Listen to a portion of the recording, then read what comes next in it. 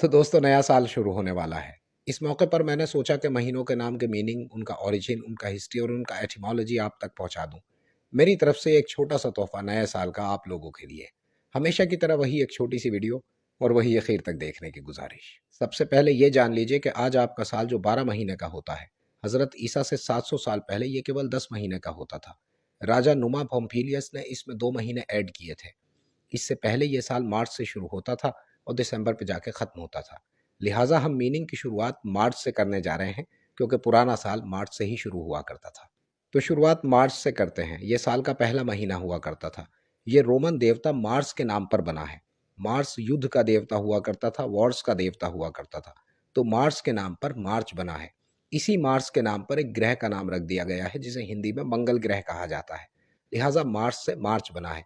फिर इसी मार्च से इंग्लिश का एक वर्ब भी बना है, जिसका मतलब चलना, आगे बढ़ना हुआ करता है। चूंकि साल इस महीने से शुरू हुआ करता था, लिहाजा लोगों ने मार्च का मतलब चलना शुरू करना, आगे बढ़ना भी ले लिया। साल का दूसरा महीना अप्रैल हुआ करता था। अप्रैल के बारे में दो तरह के ख्याल पाए जाते हैं। पहला ये कि ये लैटिन वर्ब अपेरेड से बना है, जिसका मतलब होता है टू ब्लॉसम, फूलों का खिलना, बहार का आना, बसंत का आना। ये बात लॉजिकल लगती है। दूसरी राय यह है कि ये ग्रीक देवी अफोरडाइट या अफोरडीटे से बना है। चूंकि वो खूबसूरती की देवी थी, लिहाजा ये बात भी सही लगती है। बहरहाल मेजॉरिटी ऑफ स्कॉलर्स इस बात पर सहमत है कि ये लैटिन वर्ब अपेरेड से बना है। साल का तीसरा महीना मई हुआ करता था और मई मैया नाम की देवी पर बना है, जो कि खूबसूरती की, खुशहाली की और तरक्की की देवी हुआ करती थी। साल का चौथा महीना जून हुआ करता था, जो कि ज्यूनो नाम की देवी पर बना था। ज्यूनो खुशहाली की देवी थी, शादी ब्याह की देवी हुआ करती थी। लिहाजा ज्यूनो नाम की रोमन गॉडेस के नाम पर जून महीने का नाम पड़ा है। साल का पांचवा महीना क्विंटिलिस हुआ करता था। लैटिन भाषा में क्विंटिलिस का मतलब 5 होता है, लिहाजा ये पांचवा महीना हुआ करता था। बाद में जूलियस सीजर ने इस कैलेंडर में जब कुछ सुधार किए, तो जूलियस सीजर की रिस्पेक्ट में लोगों ने क्विंटिलिस का नाम जुलाई कर दिया। साल के छठे महीने का नाम अगस्त नहीं होता था, बल्कि सेक्टिलिस हुआ करता था। मैं इसे सही किसी वजह से नहीं पढ़ रहा हूँ, आप खुद समझदार हैं।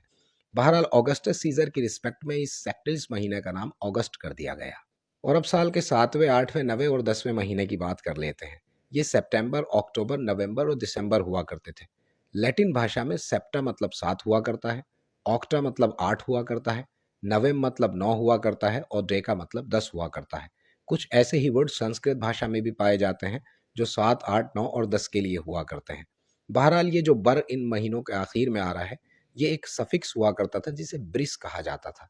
जिस तरह आज आप 7 के आगे टीएच लगाते हैं और सेवंथ कर देते हैं, 8 के आगे टीएच लगाते हैं और एट्थ कर देते हैं, उसी तरह लोग पहले सेप्ट के आगे बर लगाते थे और इसे 7वां कहा करते थे।